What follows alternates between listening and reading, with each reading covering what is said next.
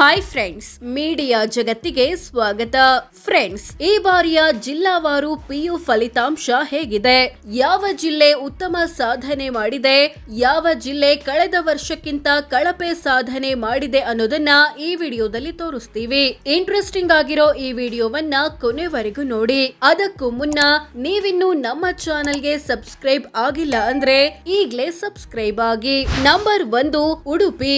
ಈ ಬಾರಿಯ ದ್ವಿತೀಯ ಪಿಯು ಫಲಿತಾಂಶದಲ್ಲಿ ಉಡುಪಿ ಜಿಲ್ಲೆ ನಂಬರ್ 1 ಸ್ಥಾನ ಬಂದಿದೆ. ಜಿಲ್ಲೆಯಲ್ಲಿ ಎಕ್ಸಾಮ್ ಬರೆದ ಒಟ್ಟು ಮಕ್ಕಳಲ್ಲಿ 96.39% ಮಕ್ಕಳು ಪಾಸ್ ಆಗಿದ್ದಾರೆ. ಅಂದ್ಹಾಗೆ ಕಳೆದ ಬಾರಿಯೂ ಈ ಜಿಲ್ಲೆಯೇ ನಂಬರ್ 1 ಸ್ಥಾನ ಪಡೆದಿತ್ತು. ಹೀಗಾಗಿ ಸ್ಥಾನದಲ್ಲಿ ಯಾವುದೇ ಬದಲಾವಣೆ ಇಲ್ಲ. ನಂಬರ್ 2, ದಕ್ಷಿಣ ಕನ್ನಡ.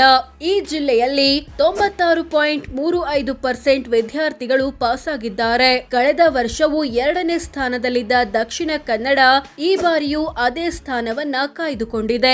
ನಂಬರ್ 3, ಕೊಡಗು. ಈ ಜಿಲ್ಲೆಯಲ್ಲಿ 92.34% ಮಕ್ಕಳು ಉತ್ತೀರ್ಣರಾಗಿದ್ದಾರೆ. ಕಳೆದ ಬಾರಿಗಿಂತ 1 ಸ್ಥಾನ ಮೇಲೆ ಬಂದಿದೆ ಕೊಡಗು. ಕಳೆದ ಬಾರಿ 4ನೇ ಸ್ಥಾನದಲ್ಲಿತ್ತು. ನಂಬರ್ 4, ವಿಜಯಪುರ. ಈ ಜಿಲ್ಲೆಯಲ್ಲಿ 92% ನಷ್ಟು ಮಕ್ಕಳು ಪಾಸ್ ಆಗಿದ್ದಾರೆ. ಕಳೆದ ಬಾರಿಗಿಂತ ಬರೋಬ್ಬರಿ 23 ಸ್ಥಾನ ಜಂಪ್ ಪಡೆದಿದೆ ವಿಜಯಪುರ. ನಂಬರ್ 5, ಉತ್ತರ ಕನ್ನಡ. ಈ ಜಿಲ್ಲೆಯಲ್ಲಿ 91.78% ನಷ್ಟು ರಿಸಲ್ಟ್ ಬಂದಿದೆ. ಕಳೆದ ವರ್ಷವೂ 5ನೇ ಸ್ಥಾನದಲ್ಲಿದ್ದ ಉತ್ತರ ಕನ್ನಡ ಈ ಬಾರಿಯೂ ಅದೇ ಸ್ಥಾನದಲ್ಲಿ ಮುಂದುವರೆದಿದೆ. ನಂಬರ್ 6, ಬೆಂಗಳೂರು ಉತ್ತರ. ಬೆಂಗಳೂರು ಉತ್ತರ ಅಥವಾ ಬೆಂಗಳೂರು ಗ್ರಾಮಾಂತರ ಜಿಲ್ಲೆಯಲ್ಲಿ 91% ಮಕ್ಕಳು ಪಾಸ್ ಆಗಿದ್ದಾರೆ. ಕಳೆದ ವರ್ಷಕ್ಕಿಂತ 1 ಸ್ಥಾನ ಜಂಪ್ ಮೇಲೆ ಬಂದಿದೆ. ನಂಬರ್ 7, ಚಿಕ್ಕಮಗಳೂರು. ಈ ಜಿಲ್ಲೆಯಲ್ಲಿ 90.80% ಮಕ್ಕಳು ಪಾಸ್ ಆಗಿದ್ದಾರೆ. ಕಳೆದ ವರ್ಷಕ್ಕಿಂತ 1 ಸ್ಥಾನ ಮೇಲೆ ಬಂದಿದೆ ಚಿಕ್ಕಮಗಳೂರು. ನಂಬರ್ 8, ಬೆಂಗಳೂರು ನಗರ. ಈ ಜಿಲ್ಲೆಯಲ್ಲಿ 90.30% ರಿಸಲ್ಟ್ ಬಂದಿದೆ. ಕಳೆದ ಬಾರಿಗಿಂತ 5 ಸ್ಥಾನ ಕುಸಿತ ಕಂಡಿದೆ ರಾಜಧಾನಿ ಬೆಂಗಳೂರು. ನಂಬರ್ 9, ಚಿಕ್ಕಬಳ್ಳಾಪುರ. ಈ ಜಿಲ್ಲೆಯಲ್ಲಿ 90.24% ಮಕ್ಕಳು ಉತ್ತೀರ್ಣರಾಗಿದ್ದಾರೆ. ಕಳೆದ ವರ್ಷಕ್ಕಿಂತ 1 ಸ್ಥಾನ ಸುಧಾರಣೆ ಕಂಡಿದೆ ಚಿಕ್ಕಬಳ್ಳಾಪುರ. ನಂಬರ್ 10, ಹಾಸನ. ಈ ಜಿಲ್ಲೆಯಲ್ಲಿ 89.71% ಮಕ್ಕಳು ಪಾಸ್ ಆಗಿದ್ದಾರೆ. ಕಳೆದ ವರ್ಷಕ್ಕಿಂತ 1 ಸ್ಥಾನ ಕುಸಿತ ಕಂಡಿದೆ ಹಾಸನ. ನಂಬರ್ 11, ಮಂಡ್ಯ. ಈ ಜಿಲ್ಲೆಯಲ್ಲಿ 88.85% ರಿಸಲ್ಟ್ ಬಂದಿದೆ. ಕಳೆದ ಸಲಕ್ಕಿಂತ 2 ಸ್ಥಾನ ಮೇಲೆ ಬಂದಿದೆ ಮಂಡ್ಯ. ನಂಬರ್ 12, ಬೆಂಗಳೂರು ದಕ್ಷಿಣ. ಬೆಂಗಳೂರು ದಕ್ಷಿಣ ಅಥವಾ ರಾಮನಗರ ಜಿಲ್ಲೆಯಲ್ಲಿ 87.90% ಮಕ್ಕಳು ಉತ್ತೀರ್ಣರಾಗಿದ್ದಾರೆ. ಕಳೆದ ವರ್ಷಕ್ಕಿಂತ 6 ಸ್ಥಾನ ಸುಧಾರಣೆ ಕಂಡಿದೆ ಈ ಜಿಲ್ಲೆ. ನಂಬರ್ 13, ಶಿವಮೊಗ್ಗ. ಈ ಜಿಲ್ಲೆಯಲ್ಲಿ 87.62% ನಷ್ಟು ಮಕ್ಕಳು ಪಾಸ್ ಆಗಿದ್ದಾರೆ. ಕಳೆದ ಬಾರಿಗಿಂತ 7 ಸ್ಥಾನ ಕುಸಿತ ಕಂಡಿದೆ ಶಿವಮೊಗ್ಗ. ನಂಬರ್ 14, ಕೋಲಾರ. ಈ ಜಿಲ್ಲೆಯಲ್ಲಿ 87.38% ರಿಸಲ್ಟ್ ಬಂದಿದೆ. ಕಳೆದ ವರ್ಷಕ್ಕಿಂತ 1 ಸ್ಥಾನ ಮೇಲೆ ಬಂದಿದೆ ಕೋಲಾರ. ನಂಬರ್ 15, ತುಮಕೂರು. ಈ ಜಿಲ್ಲೆಯಲ್ಲಿ 86.89% ಮಕ್ಕಳು ಉತ್ತೀರ್ಣರಾಗಿದ್ದಾರೆ. ಕಳೆದ ಸಲಕ್ಕಿಂತ 2 ಸ್ಥಾನ ಸುಧಾರಣೆಯಾಗಿದೆ Tumakuru. Number 16, Koppal.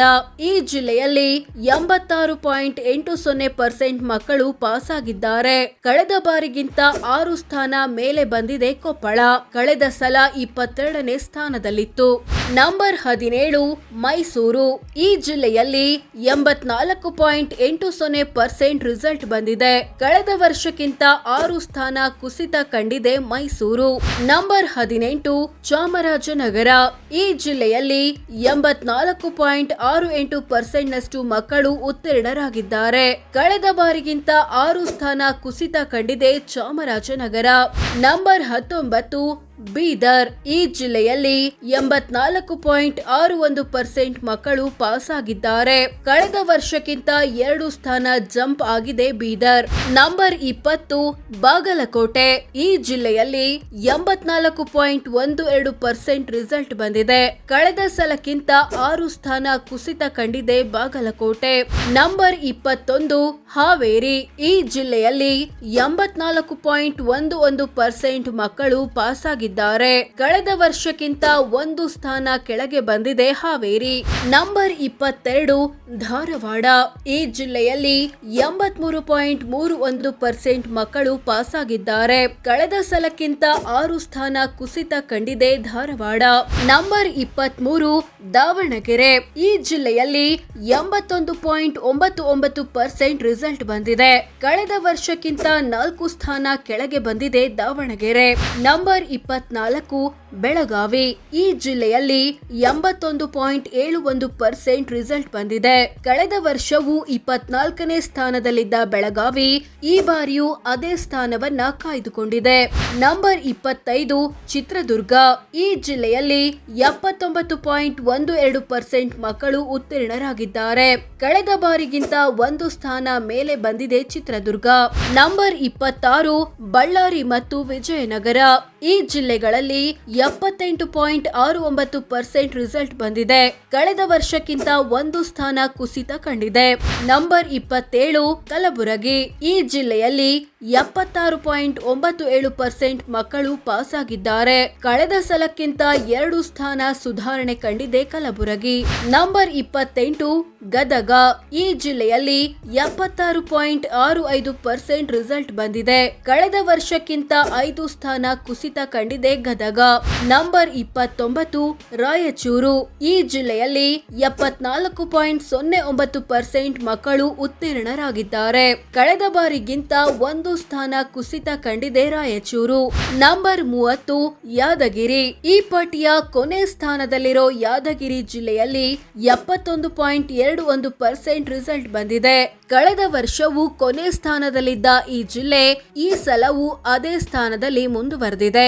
So friends, ಇದಿಷ್ಟು ಈ ಬಾರಿಯ ಜಿಲ್ಲಾವಾರು ದ್ವಿತೀಯ PU ಫಲಿತಾಂಶ ಹೇಗಿದೆ, ಯಾವ ಜಿಲ್ಲೆ ಉತ್ತಮ ಸಾಧನೆ ಮಾಡಿದೆ, ಯಾವ ಜಿಲ್ಲೆ ಕಳಪೆ ಸಾಧನೆ ಮಾಡಿದೆ ಅನ್ನೋದನ್ನ ತಿಳಿಸಿಕೊಡೋ ಪ್ರಯತ್ನ. ವಿಡಿಯೋ ಇಷ್ಟವಾದ್ರೆ ಲೈಕ್ ಮಾಡಿ, ಶೇರ್ ಮಾಡಿ, ನಮ್ಮ ಚಾನೆಲ್ಗೆ ಸಬ್ಸ್ಕ್ರೈಬ್ ಆಗಿ. ಧನ್ಯವಾದ.